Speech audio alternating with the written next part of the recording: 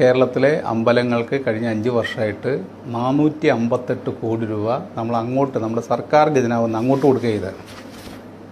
അതിന് കൃത്യരേഖയുണ്ടല്ലോ. അവിടെ നിന്ന് ഇങ്ങോട്ട് നമ്മൾ അമ്പലത്തിൽ നിന്ന് ഒരു പൈസ പോലും എടുക്കുന്നില്ല എന്ന് മാത്രമല്ല, ഇപ്പോൾ ശബരിമലയ്ക്ക് ഉദാഹരണത്തിന് എല്ലാ വർഷവും നമ്മൾ 10-30 കോടി കൊടുത്തുകൊണ്ടിരിക്കുക. അവിടെ നിന്ന് കിട്ടുന്ന പൈസ നമുക്കൊന്നും തരുന്നില്ല. അത് അവർ ദേവസ്വം ബോർഡ് അവരുടെ ശമ്പളം കൊടുക്കാനും അവരുടെ കാര്യത്തിനാണ്. ഇത് കൂടാതെ നമ്മൾ വികസനത്തിന് നമ്മൾ പൈസ കൊടുക്കണം. അമ്പലങ്ങളുടെ വികസനത്തിന്, അമ്പലങ്ങളുടെ റോഡ്, വെള്ളം, വെളിച്ചം, ഇതെല്ലാം കൊടുക്കുന്ന നമ്മളാണ്. കോടിക്കണക്കിന് രൂപ നമ്മൾ.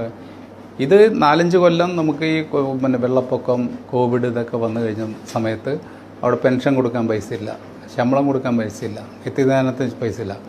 അങ്ങനെയാണ് 458 കോടി അങ്ങോട്ട് കൊടുത്തത്. ഈ 458 കോടി കൊടുത്തിട്ടും പറയുന്ന ഹിന്ദു ക്ഷേത്രങ്ങൾ കടക്കാൻ വേണ്ടിയിട്ട് വൈകിട്ട് വരുന്നത്. അത് വരുന്നവരാരൊക്കെയെന്ന് അവർ തന്നെ നോക്കിയാൽ മതി.